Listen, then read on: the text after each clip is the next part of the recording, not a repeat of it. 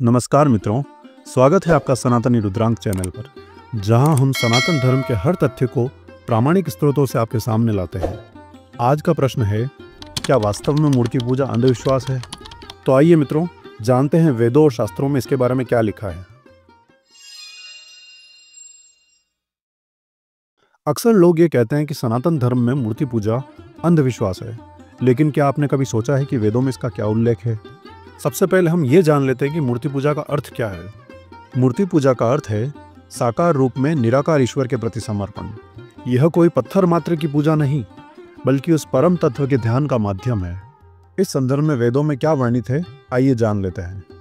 सबसे पहले बात करेंगे हम यजुर्वेद की। यजुर्वेद के 40वें अध्याय का 8वां श्लोक, जिसका अर्थ है, वह परमात्मा सब और व्याप्त है, तेजस्वी है, निराकार है, रंग रूप से परे है, शरीर इंद्रियों से रहित है, पवित्र है, पाप रहित है, सर्वज्ञ है, सर्वोच्च विचारशील है, सबका नियंत्रक है, स्वयंभू है और उसने संपूर्ण सृष्टि को सनातन नियमों के अनुसार व्यवस्थित किया है। भावार्थ के आधार पर हम कह सकते हैं कि यदि ईश्वर सर्वत्र है तो वह पत्थर में भी है। इसी प्रकार ऋग्वेद के 10वें मंडल के सूक्त संख्या 81 का 3रा मंत्र यह कहता है, वह कौन था, वह कौन रचयिता है जिससे ये लोक उत्पन्न हुए, वह कहाँ से आया, वह कौन सा तत्व है जिसके कारण ये सारे महान लोक बने और जिसकी पूर्व काल के देवता उपासना करते हैं। विश्वकर्मा ने आकाश और पृथ्वी की रचना की, वह हर रूप में उपस्थित है। भावार्थ के आधार पर हम कह सकते हैं कि ईश्वर रूप में भी है और अरूप में भी है।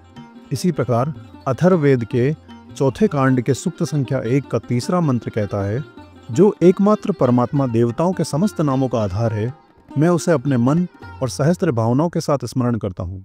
वह वही है जो देवताओं से भी पहले है, सबका स्वामी है। उसे योगी अपने हृदय की गुफा में अनुभव करते हैं। देवता का ध्यान प्रतिमा में संभव है।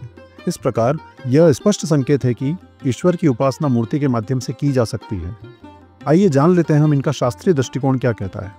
हमारे महान ग्रंथ श्रीमद् भगवद गीता के अध्याय 12 के श्लोक संख्या 5 में स्वयं भगवान श्री कृष्ण कहते हैं, क्लेशोऽधिकतरस्तेषां व्यक्तासक्त चेतसाम अव्यक्ता ही गतिर्दुखम देहवब्धिर्वाप्यते। भावार्थ के आधार पर हम कह सकते हैं कि जिनके चित्त या जिनका मन निराकार ईश्वर में लगा रहता है, उनके लिए साधना अत्यधिक कठिन है, क्योंकि देह रूपी मनुष्य के लिए निराकार का अनुभव करना अत्यंत कठिन और कष्टदायक है। जो लोग निराकार की उपासना करते हैं, उनके लिए साधना कठिन है।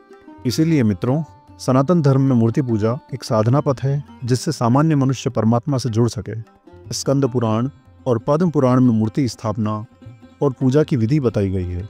भक्ति मार्ग में मूर्ति केवल एक माध्यम है, उद्देश्य है भाव, समर्पण और ध्यान का। आइए जानते हैं वैज्ञानिक दृष्टिकोण क्या कहता है। आज मनोविज्ञान भी मानता है कि मानव मन ध्यान केंद्रित करने के लिए एक प्रतीक चाहता है, एक सिंबल चाहता है। मूर्ति पूजा उसी भावना की एक अभिव्यक्ति है। तो साथियों, मूर्ति पूजा अंधविश्वास नहीं, बल्कि वेदों, उपनिषदों और गीता द्वारा प्रमाणित एक साधना पद्धति है। इसे केवल पत्थर की पूजा कहना अज्ञानता है। ईश्वर हर रूप में है और मूर्ति हमारा माध्यम है परम सत्य तक पहुंचने का। अगर आपको ये जानकारी उपयोगी लगी हो तो वीडियो को लाइक करें और कमेंट में ओम नमः शिवाय लिखें और सनातनी रुद्रांक चैनल को सब्सक्राइब करें। धन्यवाद।